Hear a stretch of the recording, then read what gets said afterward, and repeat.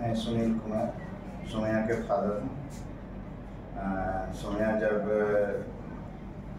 छुट्टी में अपने मामी के यहाँ गई थी दरभंगा, वहाँ से 3rd फ्लोर से गिर गई थी और उसके बाद वहाँ पर ट्रीटमेंट हुआ। इसकी ट्रीटमेंट के बाद ये जो वापस हो रही थी तो ट्रेवलिंग वगैरह में थोड़ा प्रॉब्लम आया, जिसके वजह से इसको नाक से पानी आने लगा, उल्टी होने लगा। उसके बाद हम लोग डॉक्टर साहब से सलाह लिए, ट्रीटमेंट दवा भी चला। फिर कुछ दिनों बाद इसके माथा में बहुत दर्द होने लगा और फीवर भी बहुत तेज आने लगा, 104 डिग्री तक आ गया। तो फिर हम लोग बनारस लेकर आए। पहले मधुकर सर के यहाँ हम लोग दिखाए, चूँकि फीवर का बात था, तो उन्होंने एडवाइस दिया कि आप किसी न्यूरो सर्जन से दिखाइए। फिर हमने neurosurgeon doctor Avneesh sir के यहाँ गए, उनके आवास पर, और वहीं पर हमने दिखाया। उन्होंने कहा कि इमीडिएटली इसको ही करना होगा, एडमिट करना होगा। एडमिट होने के उपरांत सब ट्रीटमेंट हुआ। इन्फेक्शन काफ़ी बढ़ा हुआ था, तो बीच बीच में हमारा मूड था कि हम दिल्ली लेकर जाएँ। डॉक्टर राणा पार्टी के यहाँ मेरे दोस्त लोग भी एडवाइस दिए कि दिल्ली लेकर चलते हैं, क्योंकि हेड इंजरी की बात थी और थोड़ा मतलब अंदर से तो फील होता था कि नहीं भाई हेड इंजरी की बात है, बेटी है। फिर उसके बाद अवनीश सर के विषय में हम लोग पता किए, तो जो पता करने के उपरांत पता चला कि नहीं अच्छे सर्जन हैं न्यूरो के। और जब हम पहली बार अवनीश सर से मिले तो ये हमको लगा कि मतलब मेरा थोड़ा आत्मबल बढ़ा कि नहीं, डॉक्टर साहब सही सलाह दे रहे हैं। फिर अपने दोस्तों से कहा कि अवनीश सर से ऑपरेशन कराते हैं, दिल्ली जाने में प्रोग्राम 5 दिन समय लग जाए, हो सकता है इन्फेक्शन बढ़ जाए। तो उस कंडीशन में हम लोगों ने डिसीजन लिया कि नहीं, अवनीश सर से ही ऑपरेशन कराएंगे। ऑपरेशन हुआ और ऑपरेशन होने के बाद बेटी काफ़ी हद तक खुश और ठीक है। और केयर हॉस्पिटल से ये भी था कि नहीं, थोड़ा बहुत हम लोगों को हेल्प भी मिला, अच्छा डॉक्टर्स और स्टाफ का सहयोग रहा, बहुत ही अच्छी मिले। और पेशेंट से जितने भी स्टाफ हैं और डॉक्टर साहब हैं, पेशेंट से बहुत सुंदर बिहेव किए, बहुत अच्छा बिहेव रहा। अपने बेटा बेटी की तरह, अपने बच्चों की तरह उन्होंने बिहेव करते थे, ऑपरेशन के बाद भी, ऑपरेशन के पहले भी। तो बहुत अच्छा रहा। फिर डिस्चार्ज होने के बाद हम लोग बनारस में ही अपने दोस्त के यहाँ रहे, टाका उका काटा, और उसके बाद फिर आगे डॉक्टर साहब का जैसा सलाह होगा वैसा दवा चलेगा। ठीक। वीडियो जो है सौम्या की जो स्टोरी है, इसमें एक चीज़ जैसे हेड इंजरी के पेशेंट्स में जो कई बार नाक से आने लगता है पानी, इसमें क्या होता है कि जैसे ये स्कल का एक मॉडल आपको दिखा रहा हूँ। इसमें क्या होता है कि कई बार हेड इंजरी के बाद में स्कल बेस पे डिफेक्ट हो जाता है, फ्रैक्चर होने के कारण से। उससे क्या होता है कि ब्रेन का जो लिक्विड होता है, CSF होता है, वो नाक के रास्ते से ड्रिप करने लगता है। ये काफ़ी खतरनाक स्थिति होती है। इसको हम लोग CSF राइनोरिया कहते हैं। CSF राइनोरिया, या कई बार कान से पानी आने लगता है तो उसको हम लोग CSF ओटोरिया कहते हैं। ये एक खतरनाक सिचुएशन होती है। इसमें सबसे बड़ी प्रॉब्लम ये रहती है कि ब्रेन का जो पानी होता है वो स्टेराइल होता है, और अगर वो नाक के रास्ते से लीक करने लगे तो बहुत सीवियर मेनिंजाइटिस हो जाती है। जैसे सौम्या को, इसको वो लीक हो रहा था, और वो लीक इनके पेरेंट्स और सौम्या काफ़ी अलर्ट थे, और इनको जैसे ही मैंने बताया कि ये एक काफ़ी खतरनाक स्थिति में जा सकता है और इसके लिए काफ़ी बड़ी सर्जरी होती है, जिसमें हम लोग ट्रांसक्रेनियल रिपेयर कहते हैं। मैंने बताया कि उसका प्लान हमें जो है सोचना पड़ेगा, नहीं तो ये फ्लूइड बाहर निकलने से लाइफ थ्रेटनिंग सिचुएशन हो सकती है।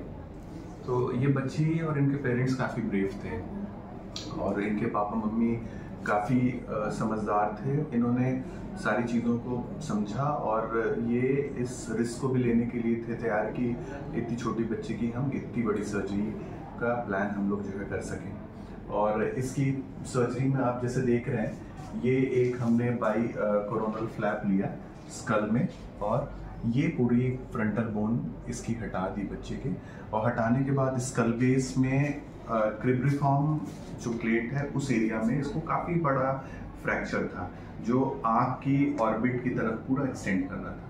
तो इसमें हम लोगों ने मल्टी लेयर्ड क्लोजर किया। मल्टी लेयर्ड क्लोजर का मतलब हमने पहले उसमें एक फेशिया डाला, फिर उसके बाद एक ग्लू लगाया, फिर ड्यूराजेन, फिर उसके बाद मल्टीपल लेयर्स में हम लोगों ने वो किया, क्लोजर किया।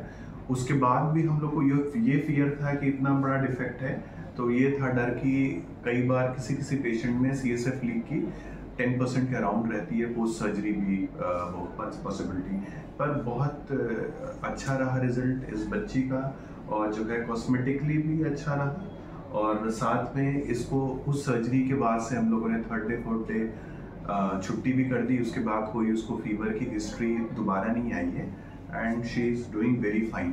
तो ये बेसिकली इस बच्ची की काफ़ी हिम्मत की भी कहानी है, जिसने पूरे के पूरे ऑपरेशन के दौरान एक बार भी हम लोग को फील नहीं होने दिया है कि ये इसकी जो है सर्जरी होने जा रही है, और पोस्ट ऑपरेटिव डे 1 से ऐसे ही खुश रहती थी। तो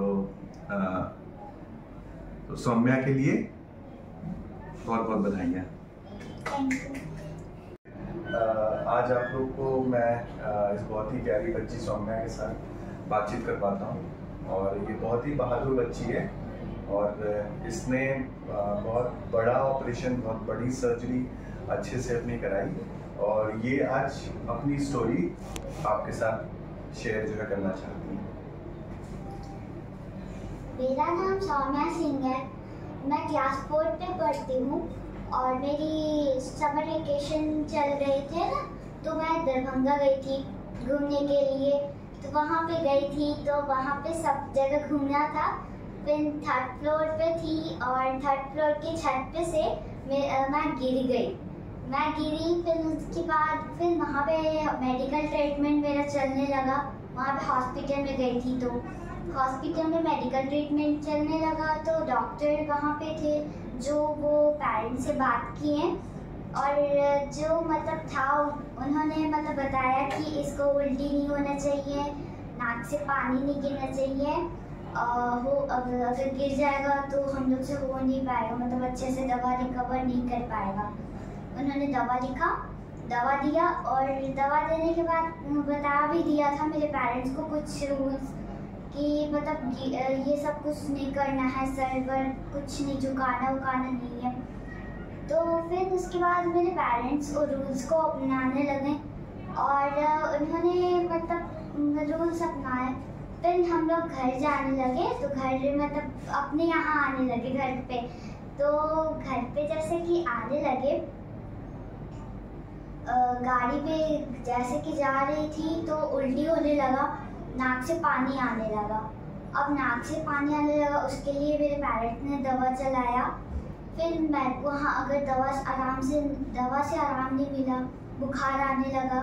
फिर बुखार आया तो मेरे पेरेंट्स को मेरी बहुत ही फिक्र होने लगी।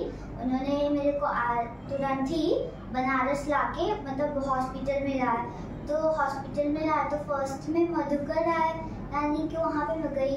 वहाँ पे गई तो वहाँ पे पानी चढ़ाया गया, पानी ले नहीं रहा था अच्छे से ना।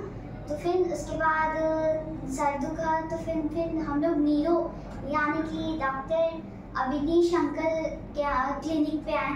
क्लिनिक पे आने के बाद उन्होंने भी बताया कि क्या प्रॉब्लम है, और फिर उसके बाद हम लोग आए केयर हॉस्पिटल में। उन्होंने बता दिया था मेरे पेरेंट्स को कि केयर हॉस्पिटल है, उसमें जाइए रूम दे देगा। तो फिर हम लोग आए, तो हम लोग यहाँ पे अपना प्राइवेट रूम लिए। मेरे को फिर पानी चढ़ने लगा। तो फिर उसके बाद फिर इन्फेक्शन जो फैल रहा था, मतलब उन्होंने बताया ये भी था कि इन्फेक्शन हो गया है। इन्फेक्शन जो फैल रहा था वो मतलब बढ़ने लगा, तो उसको रोकने के लिए पानी में दवा दिया जा रहा था। और फिर उसके बाद अगले दिन मतलब जैसे कि दवा थोड़े दिन चले, और फिर मेरा ऑपरेशन हुआ। ऑपरेशन होने के बाद एकदम बढ़िया से एकदम मैं हूँ और एकदम खुश भी हूँ। और एकदम मतलब ये मेरे को बहुत ही प्यार करते हैं, एकदम मेरे को लाइक करते हैं, बहुत ही ज़्यादा अच्छे हैं। इस मॉडल में सिटी स्कैन में इसकी फाइंडिंग्स दिखा रहे हैं। ये लेफ्ट आई है, ये राइट आई है, और ये जो आप एरो देख रहे हैं ये एक डिफेक्ट है, जो डिफेक्ट के थ्रू ब्रेन का फ्लूइड लीक करके नाक के रास्ते से आ रहा है। यहाँ पर आप इस डिफेक्ट को देख सकते हैं, और ये डिफेक्ट पीछे का जो फ्रंटल साइनस है उससे एक्सटेंड करते हुए ये काफ़ी बड़ा लेफ्ट ऑर्बिट की तरफ काफ़ी बड़ा डिफेक्ट था।